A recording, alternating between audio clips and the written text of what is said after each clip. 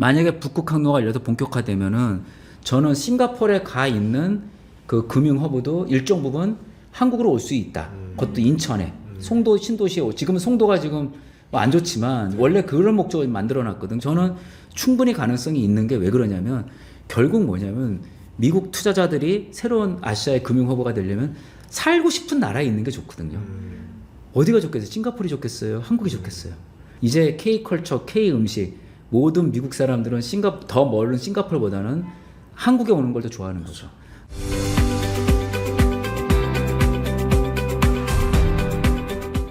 네, 이렇게 코스피 지수가 조금 더 상승할 수 있는 여러 가지 기회들 말씀해 주셨는데 구체적으로 어떤 섹터에서 어떤 이제 기업들이 좀 주목을 받을 수 있을지 이런 부분들도 이야기를 나눠보면 좋을 것 같아요. 예, 일단은 그 코스피의 지수가 크게 슈퍼 사이클 갔을 때 뭘 수혜를 볼까를 보면 우리가 그래도 가장 중요한 건 일단은 벤치마킹을 좀 해야겠죠.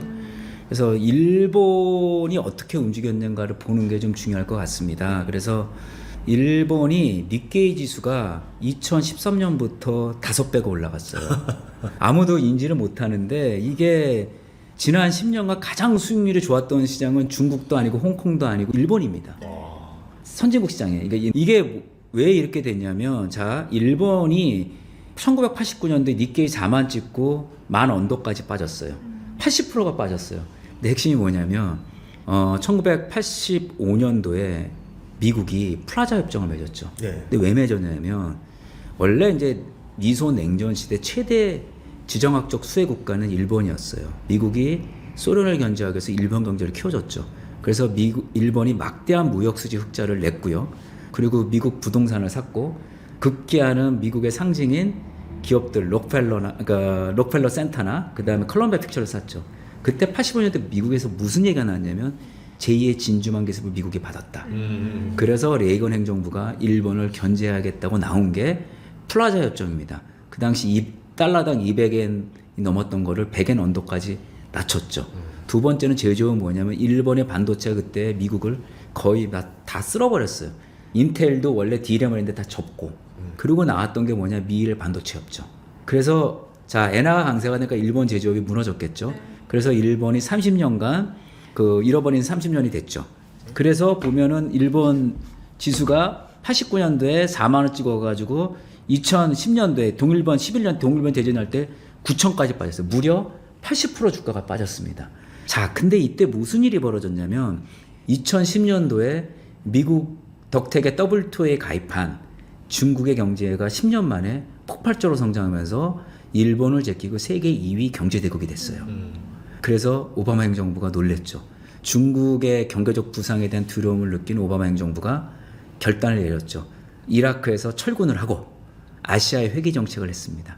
아시아의 회귀 정책이 뭐냐면 일본과 군사적 경제적 동맹 관계를 맺어서 중국을 견제하겠다 라고 한 겁니다. 군사적으로 뭐냐 일본의 재무장을 용인해줬고 그 다음에 경제적으로 뭐냐 아베노믹스의 무제한 양적 완화. 너희 마음대로 엔화 찍어.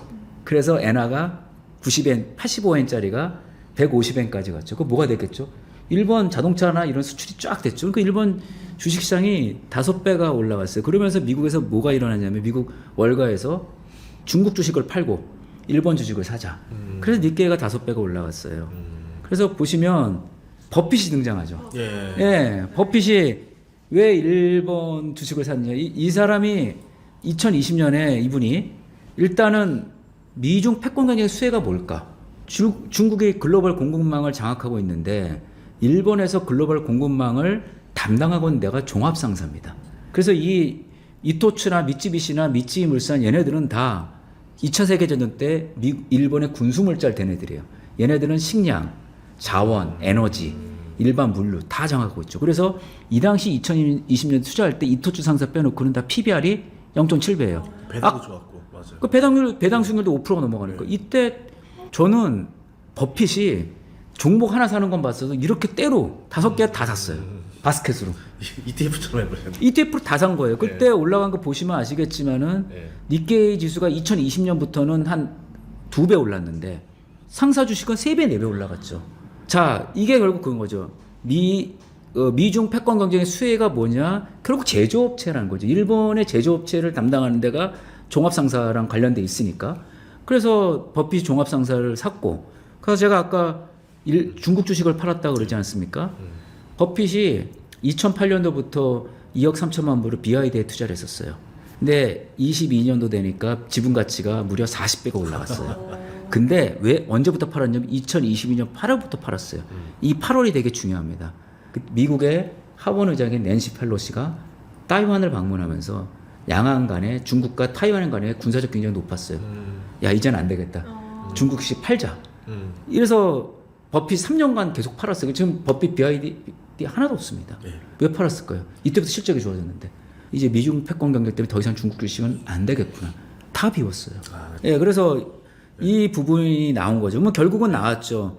앞으로 무엇이 남북 관계가 경제 교류가 되면 나오는 게 결국 코리아 디스카운트를 우리나라 PBR이 이제 1.3배까지 올라갔지만 한국이 결국 수혜볼 수 있는 거는 아까도 말씀드렸다시피 차와전철 건상이고요. 그래서 우리가 이제 눈여겨봐야 될 종목은 아까 이미 좀 말씀드렸기 때문에 그거로 가름하시면 될 것 같고, 그 다음에 이제 재밌는 건 뭐냐면은 결국 미국의 지정학 전략이 좀 더 디테일하게 말씀드리면, 좀 정리해서 말씀드리면, 중국 견제 지정학 전략 반을 통해서 중국 견제에 집중하겠다고 돼 있는데, 첫 번째가 러우 전쟁 종결과 미러 관계 복원, 두 번째가 한반도 평화 체제를 통해서 북미 관계 정상화. 이 두 개가 되게 되면 중국을 군사적으로 견제할 수 있는 힘이 생긴 거죠. 남한을 통해서 꼭 견제한다는 게 아니라 미국이 러시아랑 중국, 북한을 생각 안 하고 중국만 올곧이 집중하면 되는 거니까. 세 번째가 뭐냐? 중국과 제조업 경쟁을 해야 되는데 앞으로 15년에서 20년간의 미중 패권 경쟁의 핵심은 누가 제조업 경쟁력을 갖고 있냐. 근데 지금 현재 시점에서 보면은 중국이 미국 제조업을 앞서 있으니까 이거를 보완해 줄 수 있는 나라는 대한민국밖에 없다.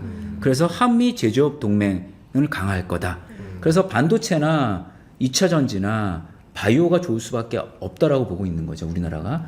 자, 그래서 보시면은 근데 이제 항상 중요한 건 뭐냐면 이 판이 바뀌려면 새로운 물류 체제가 바뀌어야 돼요. 항로가. 자, 여러분 보시면 아시겠지만 현재 수에즈 운하가 지금 하나로 유럽을 가는 거니까 하나죠. 그리고 중동에서 원유화도 이렇게 와야 되는데 중요한 건 뭐냐면 이 북극 항로가 열리게 되면 이 수에즈 운하 가는 것보다 대략 시간이 30% 이상이 단축이 됩니다. 첫 번째가.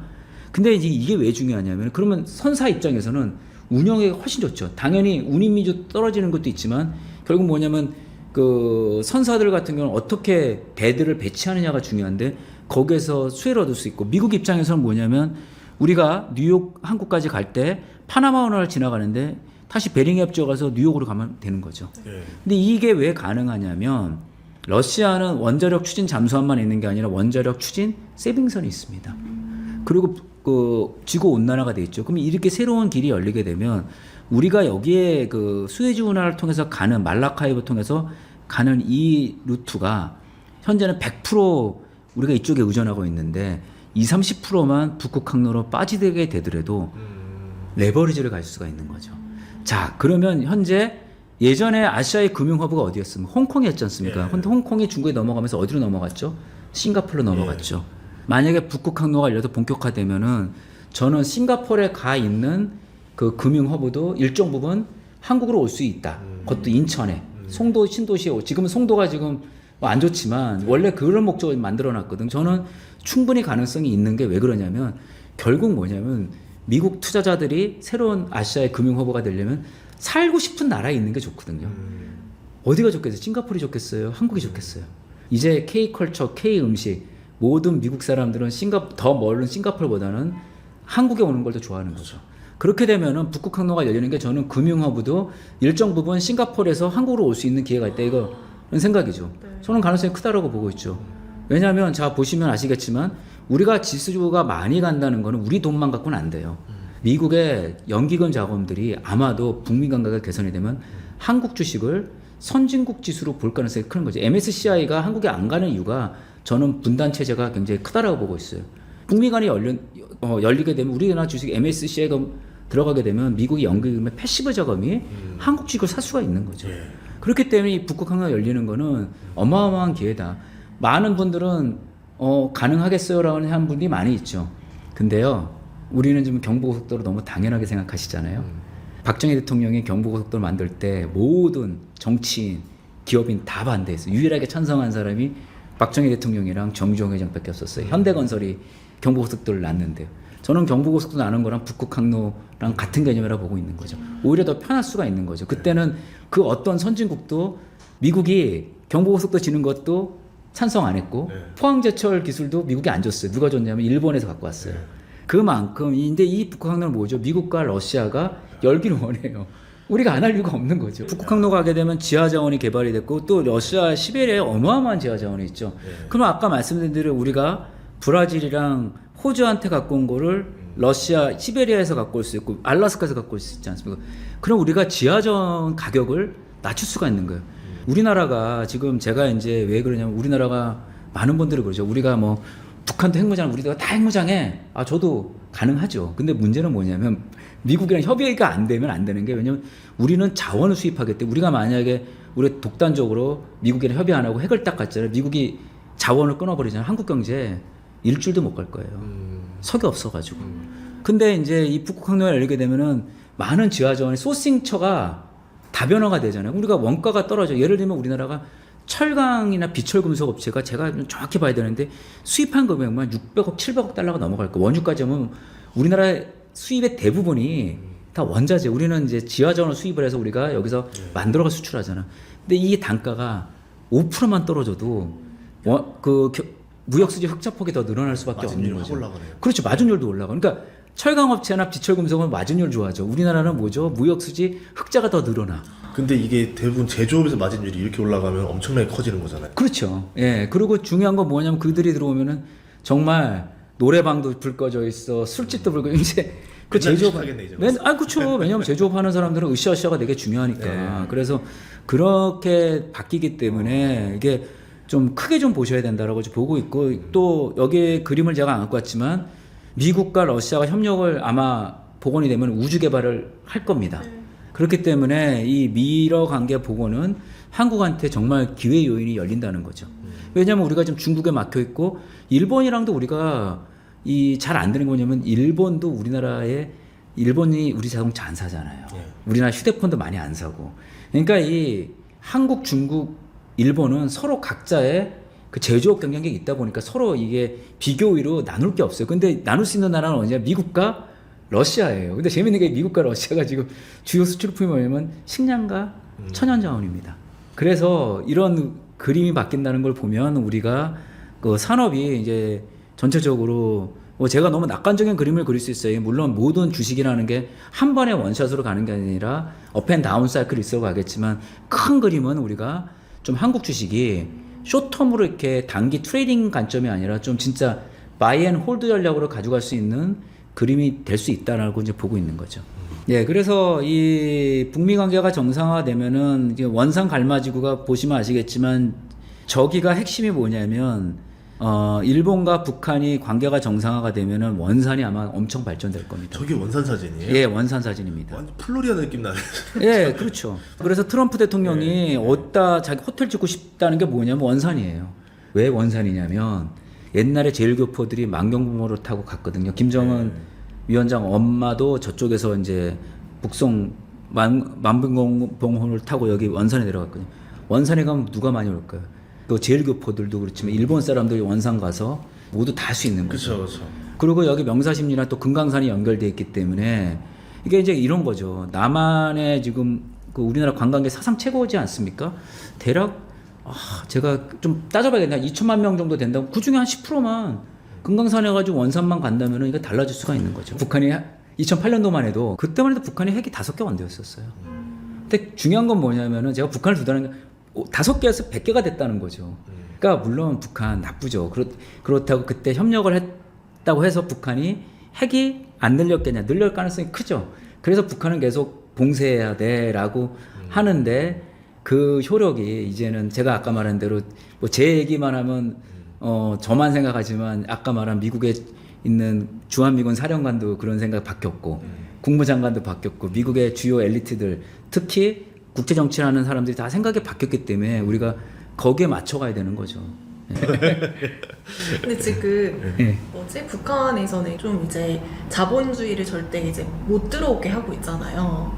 근데 이렇게 서로 협력을 하게 되면 북한 주민들도 자본주의의 맛을 들이게 되는 사람들이 더 늘어나게 될 텐데 그렇죠. 그러면은 오히려 그게 더 김정은 입장에서는 좀 불리하게 돼. 아주 예리한 질문이십니다. 예, 근데 맞습니다. 근데 그러려면 김정은이 워낙 그 작가님대로 하려면 북한이 중앙 집권식 계획 경제를 해야 돼요. 그러니까 북한 주민들한테 자기 할아버지가 해듯이 먹여주고 입혀주고 재워주고 보건도 좋았어요. 북한이 70년대 말에도 우리보다 좋았어요. 그래서 그 예전에 유명한 영국의 경제학자 그분이 대동강의 기적이라 했어요. 1960년대 이렇게 북한이 잘 살아? 60년도에 영국 경제학자 그 얘기를 했는데 마침 1966년도에 런던 월드컵 때 북한이 8강까지 아마 그랬을 거예요. 아마 8강인지 8강이었을 거예요. 그때 포르투갈한테 져가지고 16강인지 뭐 했던데 그때 북한이 그 월드컵에서 선전하면서 영국에서는 남한붐이 아니라 남한은 그때 못 살았었어요. 그런데 이제 그렇게 되려면 김정은이 체제가 뭘 해야 되면 중앙집권식 계획경제로 다 보내주고 국민들을 먹여 살려줘야 돼요. 그럴 수 있느냐는 거예요. 그게 이미 30년간 붕괴가 됐기 때문에 그래서 이제 작가님 말씀대로 김정은 그 정권이 전면 개방하지 않을 거예요. 모기장식 개방을 할 거예요. 아까 우리 전 대표님께서 말씀하신 대로 딱 나누겠죠. 그러면 북한이 망할 거냐, 안 망할 거냐. 전 세계에서 공산당이 지금 큰 나라가 두 개쯤, 라오스 빼고요. 어디죠? 베트남, 중국. 그렇죠. 예. 근데 거기 망했나요? 그러니까 이게 이제 베트남식 개방을 저는 완전 베트남식 개방은 아니지만 상당 부분 이렇게 쉽게 말하면은 경제 개발구라는 데가 있어요. 북한이 거기를 해서 부분 개방을 할 거고 그래서 지난 10월 10일 날 노동장 창건 80일 날 그 베트남 서기장에 갔어요. 근데 그게 저는 그때 놀랬죠. 베트남이랑 북한이랑은 50년 전에 베트남 전쟁 때 북한 조종사가 가는 거 외에는 무역 거래량이 하나도 없어요. 물론 관계는 나쁘지 않죠. 근데 베트남 서기장이 8월에 우리나라 아마 국빈 방문했을 거예요. 근데 10월에 또 북한에 간 거예요. 왜 갔을까요? 베트남 서기장이. 자, 베트남 하노이에서 우리가 2차 정상회담이 열렸잖아요. 왜 열렸을까요? 롤모델이라는 거. 그렇죠. 네. 베트남이 미국과 수교매전 30년 동안 공산당이 망하지 않고 또 체제가 더 공고해졌다는 거죠. 일종의 우리 미국이랑 그렇게 잘 지내도 너네 권력은 전혀 걱정 안 해도 돼. 이걸 보여주는 그렇죠. 거잖아요. 베트남 공산당이 이걸 보여준 거죠. 그러니까 그래서 베트남 서기장이 갔고 2019년도 2차 북미 정상회담도 베트남이 열린 이유가 다 그런 부분이다. 그러니까 미국이 레짐 체인지에 관심이 없다. 그냥 그리고 지금도 보면은 강대국들이 한국 중심의 통일에 대해서도 껄끄러워하는 나라가 많잖아요. 중국도 껄끄러워요. 우리가 공산주의식 통일, 대한민국 공산주의로 바뀌지는 않을 거 아니야. 한국 주도로 통일되면 뭐죠? 압록강에 뭐 대략 한 1,400km를, 300km를 중국과 국경에 마주 있어. 근데 우리는 민주주의 국가야. 그리고 만주랑 뭐가 있죠? 조선족도 있고 이민족도 많어. 그리고 일본은 또 일본대로 그렇고.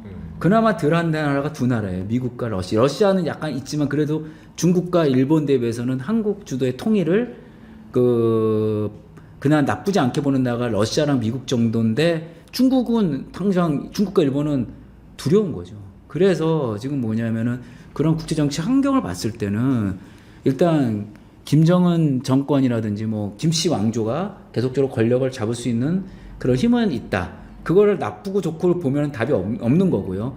그걸 미국이 인정을 했다는 거죠. 그래서 베트남을 봐라. 그래서 베트남 체제로 갈 가능성이 있고 그리고 우리가 많은 분들은 북한 체제가 1인 독재 체제라고 보고 있지 표면적은 그래요. 근데 실제로 보면은 북한 정권을 유지하는 핵심은 김일성과 빨치산을 같이 했던 그 그룹이 있어요. 쉽게 집단지도 체제는 아니지만 빨치산 세력들이 김씨 왕조를 옹위를 하고 있죠.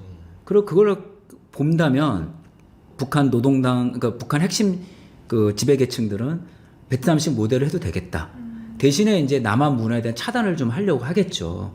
그래서 반동사상 문화 배격법을 한 거죠. 그러니까 뭐 어쨌든 그 자본주의 침투에 대해서 그런 우려는 중국도 79년 개혁 개방했는데 안 망했지 않습니까? 요즘은 AI 발달해서 중국은 오히려 인공지능 뭐 빅데이터를 갖고 경제하듯이 아마 북한도 그런 식으로 갈 건데 일단 제가 봤을 때는 북한도 김주애한테 4대 세습을 하기 위해서는 일정 부분 베트남 정도 수준 아니더라도 올라갈 수 있다고 보고 있고 저는 개인적으로 베트남보다 북한이 더 탁월하다고 보고 있기 때문에 기술적으로도 그렇고 그 다음에 인력 수준도 그렇고 예, 그래서 조금 그 우려는 이해는 가지만 그 베트남식 모델을 보면은 그렇지 않을 수 있다. 그래서 북한은 부분 개방 가능성이 크다라고 보고 있습니다. 그리고 이제 마지막으로 제가 이제 좀 말씀드릴 건 뭐냐면 과연 북한과 경제 협력이 되면 뭐가 어떻게 될지 데이터를 좀 말씀드리면 저는 독일 통일을 좀 말씀드릴 수 있을 것 같아요. 독일이 통일되기 전에 1989년도에 일본 GDP의 45% 수준밖에 안 됐습니다. 근데 일본은 GDP가 올라갔지만 아까 말한 잃어버린 30년 때문에 GDP 성장이 일본은 완만했죠. 근데 이거 오히려 갔다가 내려갔죠. GDP가. 근데 6조 달러까지 6.5조 달러까지 물론 엔화 약세도 있겠지만 일본이 핵심은 이겁니다. 일본도 인구가 정체돼 있기 때문에 성장이 안 가죠. 근데 독일 통일된 다음에 처음에는 별로였었어요. 보시면 아시겠죠. 오히려 왜 이러냐면은 똑같은 얘기 나왔죠. 작가님이랑. 독일이 통일되고 나니까 동독이 공산 중에 아무것도 없으니까 뭐 했겠어요? 퍼주기를 했죠. 그때 서독 사람들이 막 우리가 왜 자꾸 저 못 사는 동독에 퍼주냐. 그리고 또 동독 사람의 차별도 있었어요. 그때. 그래 막 그때 통일이 잘못됐다. 그래서 90년대 뭐가 나냐면 독일은 유럽의 병자였어요. 그래서 이때 뭐가 냐면 우리가 통일돼도 우리가 문제 크겠다. 통일 비용 때문에 독일처럼 되는 거 아니야? 라고 했는데 독일이 언제 2000년부터 뭐가 되냐면 유럽연합이 나왔죠. 그러면서 독일 경제가 지속적으로 성장을 했어요. 우상향하네요. 우상향을 해가지고 독일이 GDP가 일본을 23년 바뀌었습니다. 왜 그러냐면은 10년 동안에 동독에 인프라 투자를 했어요. 그 2000년부터 뭐냐면 혁신주도 경제가 생각을 바꾼 거죠. 그리고 뭐가 됐죠? 제일 중요한 건 뭐냐면 독일이 통일이 돼서 중요한 게 뭐냐면 냉전이 무너졌잖아요. 그러니까 옛날에 서독은 누구랑만 무역했냐면 서유럽 국가랑 미국만 무역을 했어요. 근데 뭐죠? 탈냉전이 되니까 동유럽 국가가 독일 경제로 편입이 된 거죠. 그리고 독일 경제는 러시아와 협력을 잘했죠. 그 러시아의 싼 원유를 기반으로 원유와 가스를 기반으로 동유럽을 진출하고 중국과 협력을 했죠. 그래서 독일 GDP가 역사상 2차 대전 이후 처음으로 일본의 GDP를 뛰어넘었어요. 원래 독일의 GDP가 언제 일본보다 높았냐면 2차 세계대전 일어나기 직전에 히틀러 때는 당연히 일본 경제보다 독일 경제가 좋았는데 그 이후에 독일이 분단된 다음에 독일 경제가 일본보다 GDP 규모가 낮았는데 통일이 됐죠. 근데 통일돼서 통일만 자체가 꼭 중요한 게 아니에요. 그 10년 동안인데 이제 문제는 뭐냐면 화폐 통합을 하다 보니까 이게 인건비가 올라갈 수밖에 없는 거예요. 그러니까 오히려 뭐냐면은 같은 동독이 하나라고 되니까 동독 사람한테 돈을 주니까 화폐 통합이 되니까 이게 인건비가 다 올라간 거죠. 그래서 독일이 처음에 10년 동안 되게 힘들었는데 유로화가 되면서 독일 경제 수준보다 유로화가 가치가 떨어지니까 독일 경제가 수출이 엄청나게 됐죠. 근데 독일이 왜 유럽 통에 제일 성공을 했던 이유가 딱 하나예요. 독일만 제조업이 살아있었고 나머지 유럽 국가들은 제조업이 많이 무너졌죠. 독일, 프랑스 정도. 영국이 왜 유럽연합 탈퇴했냐, 브렉시트. 핵심이 이겁니다. 영국은 제조업이 없어요. EU 안에서는 서로 관세도 없을 거 아니에요? 네, 그러니까요. 그러면은 뭐 이 방어할 수단이 없는 거예요? 없는 거죠. 독일 제조업 밀고 들어오고. 예, 그러니까. 그래서 독일이 웃긴 게 뭐냐면은 유럽 통합을 해가지고 유럽 연합의 가장 큰 수혜는 독일과 프랑스였었어요. 근데 언제부터 이제 무너졌냐면 이 독일 경제가 너무 중국의 의존도가 너무 높다 보니까 조금 좀 떨어졌는데 그래도 독일의 국가 부채는 60% 정도밖에 안 GDP 대비 유일하게 낮아요. 뭐 프랑스는 다 100% 넘어가고 뭐 이탈리아 말할 것도 없고. 그러니까 독일만 건전 재정을 하고 나머지 유럽 국가들은 뭐냐면 과도한 복지 비용으로 나간 거. 제조업은 없고 복지 비용이 가요. 그러니까 쉽게 말하면 거덜날 수밖에 없는 거죠. 그래서 제가 말씀드린 우리나라도 이 상태로 가면요 유럽연합이랑 똑같아져요. 젊은 사람들은 없어요. 그러면 누가 국민연금 내주고 결국 국민연금이 젊은 사람들이 내줘야 그 돈 갖고 받지 않겠습니까? 이 상태로 가면 우리나라 국민연금도 고갈이 가는 거예요. 이 분단 체제에서. 근데 만약에 평화 체제로 넘어가서 코스피가 올라가게 되면요 당연히 국민연금 자산이 올라가는 거 아니겠어요? 그리고 젊은 사람들이 또 애도 많이 날 수도 있고 역동적으로 바뀔 수가 있으니까. 그래서 이 독일 케이스를 보는 게 독일이 통일이 돼서 중요한 게 아니라 통일이 된 다음에 독일의 경제권이 동유럽, 러시아까지 되면서 막혀 있었던 동유럽과 러시아가 열리면서 독일 경제가 컸고 일본은 왜 무너졌냐면 아까 말한 대로 미국의 엔화 강세 때문에 그리고 부동산 버블이 꺼지면서 일본은 경제가 지속적으로 추락해서 현재 지금 일본 경제 수위는 4등으로 밀려났어요. 조만간 5등으로 밀려날 거예요. 인도가 인구가 많으니까. 그러니까 이제 이게 극적인 걸 보여주는 거죠. 독일과 일본의 어떤 크로스오버가 일어난 게 결국 독일은 경제가 열려가지고 새로운 그 성장 동력이 업사이드 포텐이 생겼고 일본은 안 생긴 거죠. 그게 이게 중요한 거고. 그래서 이제 당연히 독일 GDP가 일본 역전하니까 무슨 일이 벌어졌냐. 독일의 닥스 지수는 통일 이후에 1900% 20배가 올랐습니다. 그러니까 이게 이제 물론 이제 닥스 지수의 구성 과목이 있으니까 이게 조금 우리랑 또 틀리 여긴 또 뭐 시간 물적 분할 같은 것도 없고 막 그랬으니까 이제 주식 수량도 적은 것도 있겠지만 어찌 됐건 독일 닥스 지수는 꾸준히 성장을 했죠. 핵심은 독일은 제조업이 살아 있었고 유로화라는 상대적으로 낮은 통화 가치가 있었기 때문에 독일 경제가 폭발적으로 그러니까 지수가 저렇게 올라간 걸 보면 우리도 이 정도는 아니더라도 우리가 배치마킹 삼을 수가 있다는 거죠. 그래서 독일의 케이스가 뭐냐면 새로운 그 열린 시장이 생겼다. 그럼 우리가 열린 시장이 어디냐면 북한, 러시아, 그 다음에 유라시아 대륙. 그리고 지금 뭐냐면은 그 러시아 구소련 연방의 때 카자흐스탄 그 중앙아시아에 있지 않습니까? 카자흐스탄, 우즈베키스탄. 여기가 지금 쉽게 말하면 중국의 1대1로가 가면서 중국이 1대1로 가는 나라들이 아시겠지만 굉장히 어렵지 않습니까? 그렇죠. 중국이 왜 그러냐면 현지인들을 쓰지 않고 중국인들만 다 써요. 그래서 1대1로에 따라서 그 같이 사업했던 국가들이 경제가 안 좋아가지고 뭐 스리랑카도 그렇고 네팔이 시위가 난 게 결국 1대1로 때문에 일어난 것도 있거든요. 그래서 중앙아시아도 우리랑 경계가 굉장히 지금 몽고가 한국과 경제 교류가 되게 많지 않습니까? 중앙아시아도 우리 쪽에 같이 한나의 경제권을 되게 되면 우리가 독일처럼 동일처럼 통일이 남북한 통일이 안 되더라도 남북 경제협력만 돼도 이게 열려 있는 룸이 큰 거죠. 약간 EU처럼 경제협력. 그렇죠. 된다. 예. 그리고 이제 미국은 당연히 우리나라 제조업 동맹이 될 거고. 그러니까 이제 뭐 미국에서 일정 부분 또 우리 제조업이 가더라도 저는 그건 나쁘지 않을 것 같습니다. 그리고 또 사람들이 모르는 게 하나 있어요. 우리나라 엔지니어들은 미국에서 뭐 트럼프 대통령 비자 갖고 좀 이슈가 있었지만 미국에 근무하는 걸 되게 좋게 생각하죠. 애들 영어도 공부하고 막 여러 가지로. 근데 일본 근로자들이나 일본 엔지니어들은 미국 가는 거 싫어해요. 그러니까 일본 사람이 나 미국에 배치됐어. 그러면 우리로 치면은 잘못 배치됐다고 생각해. 안 나가려고 해요. 일본 사람들은. 일본이 뭐냐면 섬나라다 보니까 기본적으로 고립주의가 되게 세요. 우리나라랑 달리 우리나라는 무조건 나가려고 하는 미국 가면 아마 다 좋아할 거예요. 나 미국 가서 이제 근무해. 내가 근데 일본 사람은 안 그래요. 우리가 일본과 달리 개방적인 거고 저는 일본이 왜 저렇게 축소지향적으로 가는 게 이 핵심이라고 보고 있는 게 뭐냐면은 일본은 전쟁에 대한 반성을 안 했기 때문에 지금도 일본의 엘리트들은 옛날에 전범과 관련된 사람들이 되게 많거든요. 그래서 일본이 냉전 시대 때 미국의 도움을 받아서 엄청나게 성장을 했지만 결국 독일과 달리 반성을 안 했기 때문에 일본 문화가 이렇게 보편화가 못 된 거죠. 그거 되게 중요한 거거든요. 그래서 오히려 지금 미국이 왜 제조업 동맹을 일본과 15년간 했는데 그만큼 부족하다고 느낀 거죠. 근데 이제 공교롭게도 우리가 지난 10년 동안 K컬처라든지 뭐 드라마, 음식 너무 좋아졌지 않습니까? 저도 놀랄 정도예요. 뭐 그리고 이거 엊그저께 나왔죠.